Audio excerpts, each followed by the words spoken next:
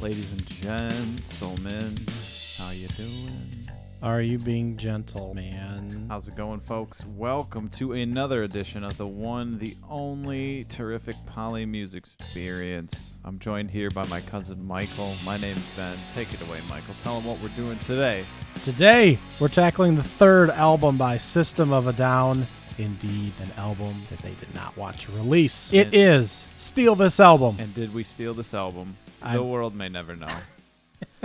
They will never admit to how we acquired this album. Perhaps we possibly bought it at the store. Perhaps we heard it on, just heard it through the air, the theta waves, the airwaves. It wandered into our ear canals. It's strange. It's a meta title, right? So it's a title that tells you what to do with the album. It tells you how to enjoy it, how to acquire it. A very basic album cover of a blank CD and treat it as if it was written on with black Sharpie. Steal This Album was originally leaked as Toxicity 2, and the band was very upset that unreleased material was popping up online in the days of Napster and LimeWire and all that kinds of stuff. So I decided to take that material, and they ended up polishing up quite a few different tracks and releasing Steal This Album with a number of those leaks. Yeah, so basically this is a time where people are getting individual tracks, leads into, we should take it back even farther than that, because we've got like tape trading and stuff like that, throughout the 80s and 90s, where you got the normal albums, but then the fans... Sometimes, the demo versions of songs or unreleased songs, bootleg versions of performances or songs get traded among the fan base to get those extra rare nuggets, either leaked by the band themselves or possibly a producer or friend of the band, someone who works in the studio with them or someone who's, actually friends with them, leaks it out to the super uber fans. Yep. So that's been going on a long time, but flash forward to the 2000s that we're talking about, this time period where System of a Down's making this great statement of an album, of a project. You've basically got that whole tape trading taken to the next level, where you've got peer-to-peer, file transferring, where people are giving music back and forth. And what happens is a lot of these demos and bootlegs and stuff are put into circulation as well. The problem is that now you've got all that stuff kind of on the same level as the real released stuff. So the stuff where they actually put their time and effort and energy to polish it and get it to a real product, that's just side by side with all the stuff that's really not done. It's more for just the super fans who kind of want more, kind of want in on that creative process. So System of a Down, our favorite band here on the Polymuse Experience, Season 2 featured artist here. Every artist that changed our lives, we're doing them one by one, song by song, every song they ever made. We're going to be doing it till we're old. And we're old already. And so who knows what we'll be doing for season 16 or season 17. But right now, System of a Down, case in point. So they make this album and it's a statement on that idea. So basically when they made Toxicity, they made more than a double album worth of material, apparently. Yeah. Either written or recorded. So I got to imagine, Rick Rubin's imagination is swirling around in here as well, because he probably helped him decide. He's the guy with the good taste. So he's the guy who was the kind of the taste maker for Toxicity. So this is the stuff that wasn't the right flavor, according to the boys and according to Rick. But so it all leaked, and we get Toxicity 2, we get fans tape trading, we get fans building their own versions of albums and songs. And a band where this happens a lot during that time and today is the band Weezer, because they always write like hundreds of songs and make tons of demos. Yep. Whenever they release an album, it's like 10 songs, but then there's like 100 songs that had gotten released on their website throughout to their fans and stuff like that. So they're always making like fan versions of albums and kind of just throwing different songs together, figuring it out, making their own track listing. System of a Down didn't like that, right? As far as we know, was it kind of a animosity thing when they decided to make their own basically official bootleg, or was it kind of just a fun thing? It was just, they've maintained that these are not B-sides or anything like that. These are very much quality tracks, and it was their music. It was supposed to be album tracks. And although they've ended up changing titles and lyrics and melodies and all that stuff, they were very much working projects, working tracks.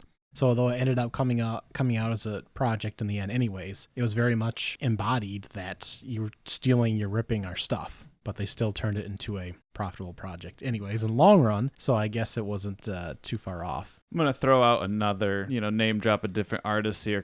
We're talking about just kind of this method of distribution, this type of way of getting a project to the fans. We got Frank Zappa, who during his lifetime released almost 60 albums, more than that. It's almost 100 albums now or even more because they've released stuff after he died. But the point is, his fans would record all of his live shows because all his live shows were so different from each other and then release those as bootleg albums. And Frank didn't want other people making money off of his music and him not getting a cut. So he just released the bootleg albums, like verbatim with the bootleg, track listing, album art, did not clean up the audio, did not do anything to fix it. He just started selling them and keeping the money and suing other people who were pressing them. So it was like, He did zero work. They did all the work for him. And then he just started selling them as even more albums. More than 100, and then they throw in the bootleg albums, and there's like 30 more. So it's called the Beat the Boots series, and that's not quite what System of a Down did on here. They wanted something better than a bootleg. They didn't want you listening to the crappy version. It wasn't about them profiting or whatever. It's about them being like, here's the finished version. So it's funny that the finished version looks unfinished and looks like the exact type of mixtape CD that was burned for me so many years ago. Yeah. And that wasn't even file sharing. That was downloaded.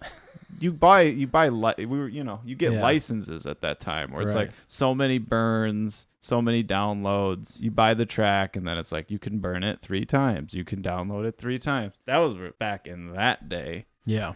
So it came out November 22nd of 2002, and Toxicity was in 2001. So the credited recording period was still 2000 and 2001, same time as Toxicity, and a little bit afterwards because they were cleaning up these leaks and said, well, we're still going to push it through, as we've been discussing, push these tracks through now that they're leaking and finish them up. So yeah, again, very much, well, you're leaking our stuff anyways, and we're going to continue with it and clean it up and put it out as a full project while still pointing the finger at you for stealing this album, Mm-hmm.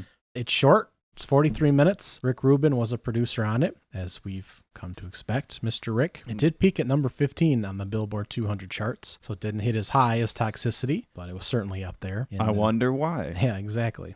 Although it would count, even if people were stealing it from stores, that would still count as an album sold because Target or whoever would have missing inventory. It. Yeah. Well, they still right. It still goes down in the books as Yeah, exactly. Speaking of all that, one more shout out, Chinese Democracy, the album. It's a best-selling album with an asterisk next to it because Best Buy pre-ordered. It was like a Best Buy exclusive, and then Best Buy pre-ordered like 1 million more copies than they ended up selling. So it like counts as sold, but then Best Buy ended up like selling them for like $1 or something to try to get rid of them. Yeah, wild. What a weird time. And then this album, it was a cash-in thing because they released it with 4 different album covers. So yeah, CDs. Even when CDs are all different. Yeah. Yeah. So you can't even just steal it. You got to buy it 5 times. Yeah, got to collect them all. But they all just look like mixtapes, like Sharpie drawing. Yeah, it's kind of a cool collectible, but yeah, exactly. If you wanted to have the full set, the full collection, you would exactly need to do that. Let's get it 4 times. Let's let a song rip here. We've talked enough about kind of the setup of the album. We'll sprinkle some more in as we go along. Of course we will. And the first track on the delicious Steal This album is the delectable Chicken Stew. I'm going to kick it to you with the Chicken Stew on the Polymuse Radio. So the song title, Chicken Stew, refers to the sports announcers, Chick Hearn and Stu Lance. Dude, go ahead. There's so many other hidden titles in this title too, I know. besides that one. I But know, go I know. ahead.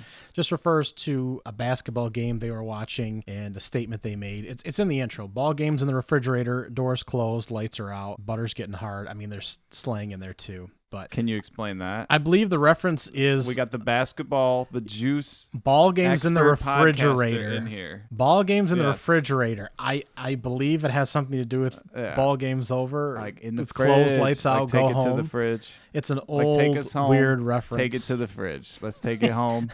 I think so. Yeah. Yeah, but it's a reference to a couple sports announcers. Apparently, they were watching a game and a pizza commercial came on, and so it's a reference to them This watching is the not game. true. Hey man, that was What? yeah. What?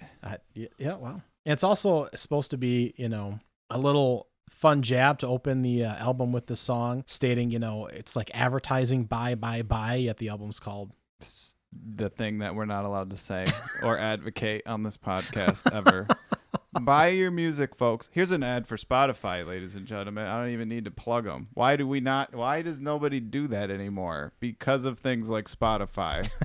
Spotify killed all the live wire and they made it, worth your time and money to just have it all in one place. Anyway, Dude, there's a lot of hidden. This title is crazy because it could just be chicken stew, in the food of chicken stew. Yes, it could. But then it could be like chicken stew, as in a man named Stu, And a man named. who is afraid. Or you Yes, it could. a chicken stew. Yeah. There was even more. I thought of like a couple more. It's about like the stew of media that makes you afraid, because it's like buy. So the media makes you afraid of everything. It's like you watch the news, makes you afraid. Then you watch the commercials. It's like, oh, it's happy. Here's some pizza. Here's chicken. Here's this. So it's the stew of the back and forth of the thing that makes you scared, but then the stew nourishes you. That could be. So it's like this whole stirring it in the pot of the fear. It's like when you watch TV, it's like, this makes you scared, this makes you happy. And it's like that response. We talked about Marilyn Manson a few episodes ago. I think he talks about this in an interview, how it's all designed to hit. It's like a bipolar thing. It's like you're afraid, and then it hits you with the thing that makes you feel good. Like, here's some really good toothpaste. Here's some really good socks. Here's some. So it's that stew that is nourishing, but also makes you afraid. So it's the chicken stew. Well, it did have other titles too. They first played at a live show in Paris in '99. It was called the French Revolution. What? It also had other names: Therapy, Meat Therapy. Yeah. Pizza pie. Mm-hmm. On LimeWire or whatever, it was probably called pizza pie. Bye. It's why you had to Pepperoni, be something. careful what you were downloading. Yeah.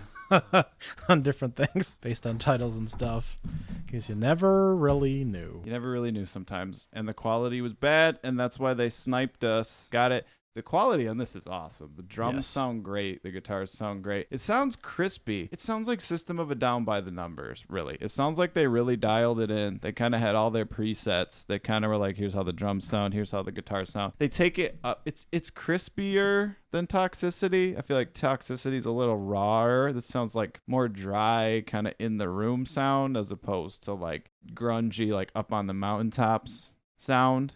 To the instruments. It's more like natural, more in the room sound to them. It's a cool song. You've got that really like forward, beat you over the head, like pre-verse section. You've got the call and response with the instrument, with just the instruments, where the guitar and the bass do the riff back and forth. You got both vocalists on here. Yes, we do. Which is going to be more and more common as we go along. We've got some great singing on the chorus as we calm it down a bit. Not a lot to do on that writing as far as, I mean, it's open to interpretation, right? A lot of different ways. Well, a lot of different titles. I mean, is it nonsense, or is it a very specific basketball game witnessed by two men, specific sports figures that then had a pizza? That's crazy. And I'm going to throw in another. Paul McCartney used to write songs like that, where it would just be, he would like pick up a newspaper article and like write a song about like exactly what happened. Like, I think it's Picasso's Last Words is a song like that, where it's a song about a newspaper article about Picasso, and it's just the exact words, and he put them in. So apparently that's what they did here. It's just is it like an old VHS tape or something? Like what is it? He like, oh, here's like funny sports, and then he just verbatim like quotes it as lyrics. That's odd. That's too. It is very odd. Specific. I mean, there's songs about there are people. Catchphrases from different sports Yeah. announcers, though, and that is certainly an odd one. So Yeah. A really chill bridge in here kind of breaks it down, makes it a lot cleaner, neater, creepier. You got kind of that Peter Pepper picked a Pekka nursery rhyme thing going on. Yep. And there's other lyrics in here where they do the same thing. And I wonder if I know that's part of their songwriting, is that it's supposed to be like creepy, like they're infecting the minds of creepy nursery rhymes for kids. But I wonder if Rick Rubin specifically cut all the nursery rhyme stuff from Toxicity, because there's a few on here there are. where it's blatantly like barnyard, like old McDonald, Mother Goose type stuff. Yes, very much So I wonder if he just walked in and was like, guys, cut all the... we got to cut 30 songs. So here we go. All the Right. Mother Goose crap gone. Like, That could very well be. Yeah, certainly. There's a lot of that on this album for sure. So to lead this project with this song. yeah. Yeah. We got plenty to say about this. Let's wrap this up tight, give it our grades, and then bounce on to the next Steal This album song that's going to hit you quick. So Chicken Stew, track 1, bopping them upside the head, nursery rhyme style. You tell. Do you got something good? You got a good grade or? I gave it a B-. C+. Okay. I was going to go a little bit higher, but it doesn't deserve it. I like the chorus. I think that's a little bit of a redeeming piece for me. I like the singing, but It's crispy, but it's only a little bit crispier than average. It's nothing that's, me. I want it to be alternative. I want it to stick out. I want it to be something wild. you went C+. I'm gonna drop it to C+. I agree with you. I'm gonna drop it that half grade because I was thinking, that B- is something that I'd look for every once in a while to add in. I'm gonna drop it down to that C+ line with you. I'm gonna line with you on that. Chicken Stew, guys, see you soon. We're gonna hit you with that next episode, track 2. Gonna hit you hot and heavy with the Steal This album, System of a Down. As they say, ball games in the refrigerator. They're always saying that.